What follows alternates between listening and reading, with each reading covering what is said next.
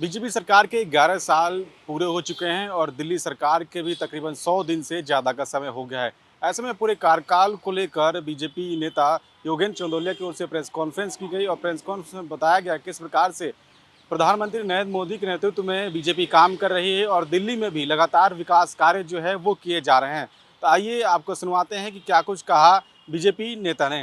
आज मोदी जी 80 करोड़ से ज्यादा लोगों को, गरीब लोगों को मुफ्त में राशन देने का काम करते हैं। आज नरेंद्र मोदी जी आयुष्मान योजना के तहत 5 लाख रुपए का बीमा कवर पूरे देश में वितरित करते हैं। पहले दिल्ली उसमें शामिल नहीं था। दिल्ली की सरकार को प्रधानमंत्री शब्द से परेशानी होती थी, तो दिल्ली की जनता ने दिल्ली की सरकार ही बदल दी और केवल एक राज्य पश्चिम बंगाल, जो प्रधानमंत्री जी की आयुष्मान योजना को लागू नहीं कर रहा, अब जब चुनाव आएगा, सरकार पलटेगी, तो प्रधानमंत्री जी की योजना पूरे देश के अंदर 140 करोड़ लोगों को उसका लाभ होगा। मैं धन्यवाद करना चाहता हूं रेखा गुप्ता जी की सरकार का। उन्होंने 5 लाख रुपए जो प्रधानमंत्री जी ने दिए, उसके साथ 5 लाख रुपए जोड़कर आयुष्मान योजना के अंदर 10 लाख रुपए का 70 साल के आयु के लोगों का किया है, जिसकी संख्या लगभग 6.5 लाख दिल्ली के वृद्ध, जिनको दिक्कत रहती थी, उस दिक्कत से वो निकले हैं। बहुत सारे काम मैं आपके सामने बताना चाहूंगा। अगर दिल्ली और देश की सड़कों को देखें तो जिस प्रकार से देश की सड़कों का विकास हुआ है, आज विरोधी लोग भी नरेंद्र मोदी जी का और गडकरी साहब का लोहा मानते हैं कि करोड़ों अरबों रुपए की सड़कें, ऐसी सड़कें जो पिछले 10 साल कांग्रेस के शासनकाल के अंदर कुछ नहीं होता था। कितने एयरपोर्ट थे उस समय, कितने एम्स थे, कितनी आईआईटी थी, कितनी आईटीआई थी, उनके अंदर लगभग 4 गुना की बढ़ोतरी देश के प्रधानमंत्री नरेंद्र मोदी जी ने की है। केवल एक एम्स बनाकर हमारे पूर्व सरकारें बड़ी खुश हुआ करती थी। आज हेल्थ एक बहुत जरूरी चीज है, उस पर जिस प्रकार से मोदी जी का उनकी सोच है, किसी भी व्यक्ति को अगर इलाज कराना हो, उसके लिए सरकार के दरवाजे खुले होने चाहिए। जिस प्रकार गरीब लोगों को राशन देने की बात उन्होंने की है, आज देश 11 वर्षों के अंदर, पूरे देश के अंदर नरेंद्र मोदी जी के कामों की जमकर चर्चा होती है। प्रधानमंत्री आवास योजना के तहत 4 करोड़ लोगों को मकान देने की बात अगर किसी ने की, तो नरेंद्र मोदी जी ने की। हर घर जल योजना, हजारों परिवार ऐसे थे आजादी के अमृत काल में आते आते कि उनको नल से जल नहीं दिया जाता था। ये काम अगर किसी ने किया तो देश के प्रधानमंत्री नरेंद्र मोदी जी ने किया। हमारे गरीब पटरी वाले, जिनको दिल्ली नगर निगम के माध्यम से 10,000 का लोन, और जब 10,000 का लोन वो उतार देंगे तो उसके बाद 20,000 का 50,000 तक का लाखों लोगों को स्वनिधि योजना के तहत उन्होंने लोगों को रोजगार बढ़ाने के लिए काम किया।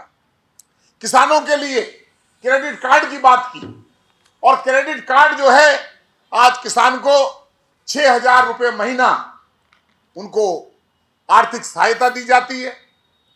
मैं उत्तराखंड के चुनाव में था आज से 2 वर्ष पहले, तो मैंने वहां एक छोटे किसान से पूछा, बोले 2,000 रुपए जो प्रधानमंत्री भेजते हैं, उससे हम अपना बीज लाकर खेती करते हैं। छोटे छोटे किसानों के लिए 6,000 रुपया महीना उनके 3 टाइम उनके अकाउंट में चला जाता है, और पहले अकाउंट में जाने से पहले कहीं ना कहीं ब्रेक लगता था। ये बात मैं नहीं कह रहा, कि उसी समय के प्रधानमंत्री राजीव गांधी जी कहते थे। उसी प्रकार से पीएम फसल योजना, मेगा फूड पार्क की योजना, ये सारी की सारी चीजें हर विषय के अंदर।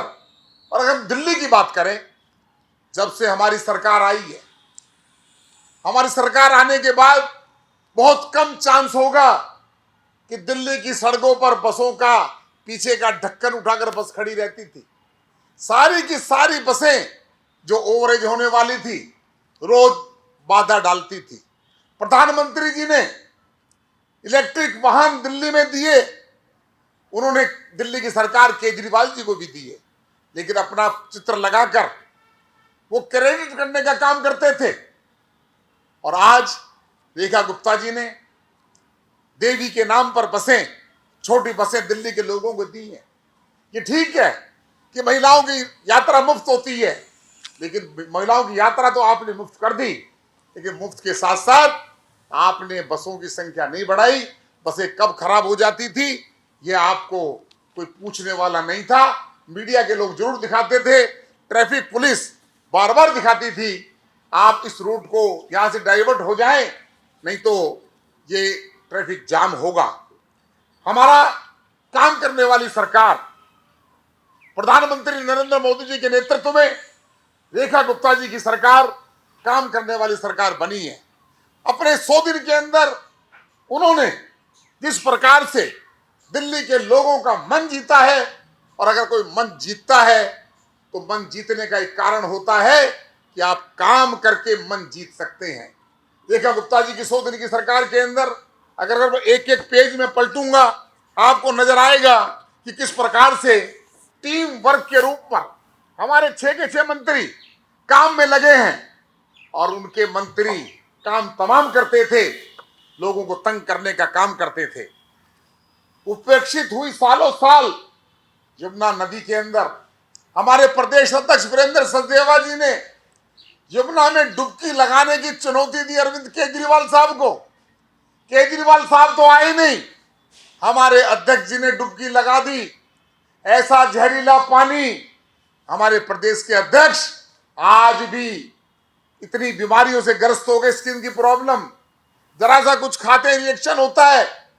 और उस पानी के अंदर हमारे जो पूर्वांचल के लोग हैं उनकी डिमांड रहती थी कि हमारी छठ पूजा होनी चाहिए।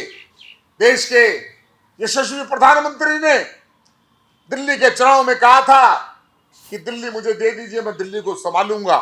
जो प्रधानमंत्री जी ने कहा उस काम को पूरा किया।